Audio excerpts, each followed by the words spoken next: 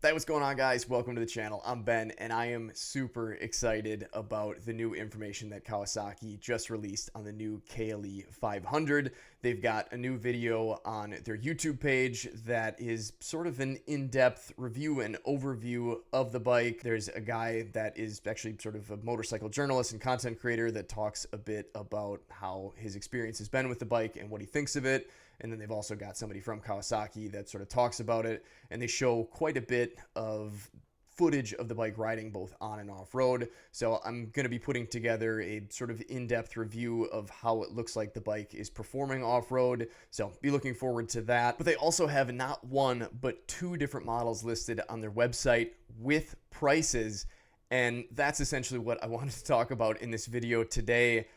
I cannot believe the cost of this bike. I just put a video out about this, I suppose early this morning actually, and I had assumed that it was going to be somewhere around $10,000. I was thinking that if it was $9,000, it would be a kind of ground-shaking new development in mid-weight to light adventure motorcycles from, of course, a Japanese manufacturer. Then after I made the video, I got to thinking, maybe it's going to be more like 10 or 11, since it does seem like a really good adventure-oriented option that is going to be good on and off the road.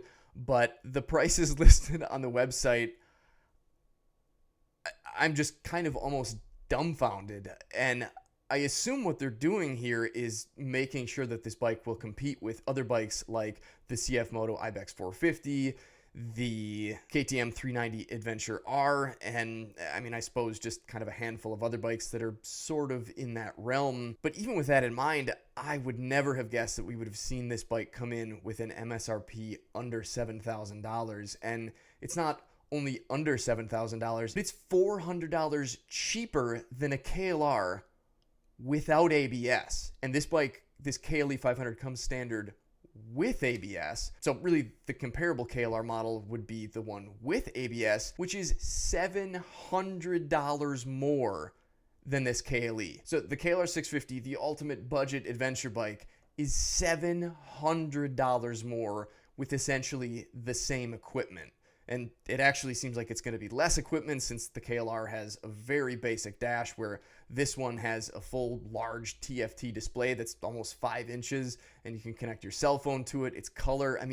There is so much packed into this bike. So many premium type features that I thought no way would it be anywhere near the price of the KLR, let alone $700 less.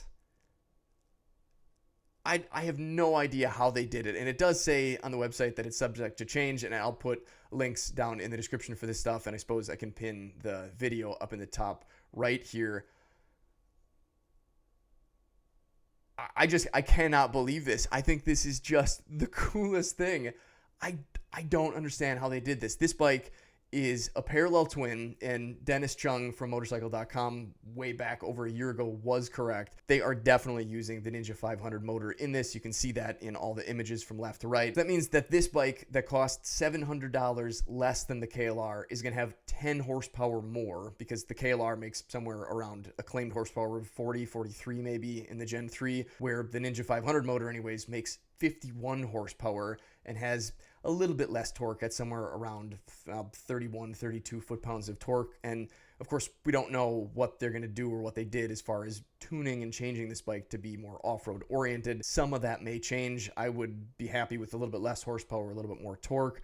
But this is going to be a parallel twin adventure bike that I'm thinking is going to weigh somewhere around 400 pounds. Even if it weighs 430, it's still going to be less than the KLR and have more horsepower. This could actually, I think, make the KLR obsolete. And I don't know that it will. I'm sure there are a lot of people out there that will always love a single cylinder. But with less weight, with more horsepower, with a seat height that is apparently just about the same as the KLR, a very comfortable looking ergonomic position both for sitting and for standing, and I would guess no issues like a doohickey or a thermobob or anything like that, plus all of this technology. Unless you just do not want any more technology than a lawnmower style engine being a single cylinder, this bike is just amazing. This is certainly, I think, what a lot of people thought the Gen 3 was going to sort of jump up to be. And I said back then when they came out with the Gen 3 that I thought that there was still, well, room to come out with a bike just like this, and I had always hoped that they would. And here it is. We can look at it on their website. We can see what it's going to cost. We can see video footage of it. We can hear people actually talking about it that have had experience with it. I mean, this is just such an exciting thing. So if you guys are interested in seeing more videos and more content about this bike as I put it out, don't be afraid to hit that subscribe button. I don't know how soon I'll be able to pick one of these up. I don't know when they'll be available in the US, but at this price point, I mean, I think I would be crazy not to pick one of these up so I can kind of get a feel for what it's like compared to the Gen 3 that I tested and the Gen 2 that I've tested and the dual sport adventure builds that I'm working on with the DR650 and the XR650L. I mean, this is going to make, it seems like all of that obsolete. And of course, without actually riding it, that's hard to say and maybe a little bit silly, but from the footage in that video, it does not seem like that is going to be a far cry from the truth. This seems like an amazing light to midweight dual sport adventure motorcycle, and I'm so excited. And I cannot wait to see these things show up in dealers and to get one on the channel to test, because I'm just gonna have to. Huge thanks to all of you guys that support me. Huge thanks to those of you that purchase through my affiliate links, and huge thanks to all my channel members out there. I could not do this stuff without you guys, so huge thanks to all of you. Take care, stay safe, stay swanky, get out there and enjoy this beautiful world God created on any machine. No matter what you've got, just get out there and enjoy it. That's what it's there for, and we'll catch you on the next one.